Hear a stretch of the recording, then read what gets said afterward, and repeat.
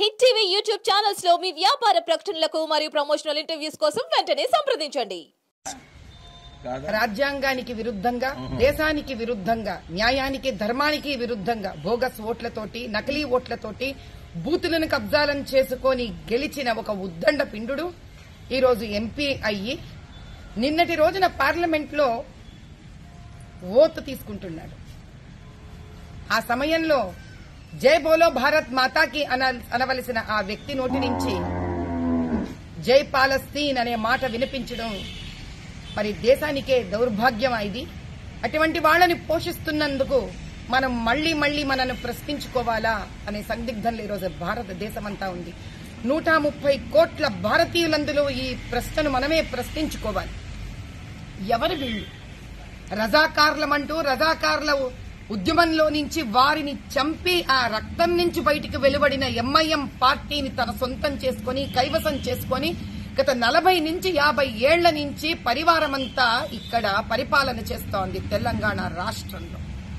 ఇక్కడ రాజ్యంలో గెలిచిన వాళ్లు కూడా ఇక్కడ ఏ పార్టీ ఆధిపత్యంలో వస్తుందో వీళ్లకే సపోర్ట్ చేయడం, మద్దతు ఇవ్వడం ఒక ఆనవాయితీ అయిపోయింది. చిటిక వేస్తాడు తమ్ముడు 15 నిమిషాలలో ఖబర్దార్ చూసుకోండి, ఈ దేశాన్ని శ్మశానంగా మారుస్తామంటారు. మరొక్కసారి అన్న అంటాడు, నేను ఆపాను కాబట్టి ఆగుతున్నాడు, లేకపోతే ఏం చేస్తాడో చూసుకోండి. ఏం చేస్తారు వీళ్ళు? ఏం చెయ్యాలని నిర్ణయించుకున్నారు వీళ్ళు? ఎవరికి చూపిస్తున్నారు వీళ్ళు తమ విశ్వాసాన్ని? భారతదేశానికి విరుద్ధంగా జై పాలస్తీన్ అన్నప్పుడు ఏంటి వీళ్ళ మనో ఉద్దేశం? ఏంటి వీళ్ళ వ్యక్తిత్వం? ఇలాంటి వాళ్లను మనం పార్లమెంట్ లో తీసుకొని వచ్చి కూర్చోపెడుతున్నామా? అన్యాయ మార్గాలలో ప్రశ్నించే వాళ్లు లేరా? ఈ దేశ సంరక్షణ ఏ దిశగా వెళుతోంది?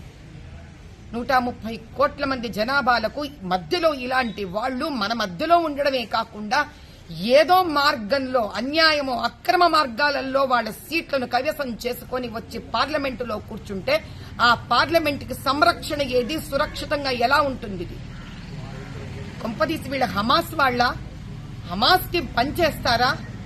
హమాస్ ఆశయాలను భారతదేశంలో నిర్వర్తించడానికో వాళ్ళను సంతోష పెట్టడానికో ఉన్నారా?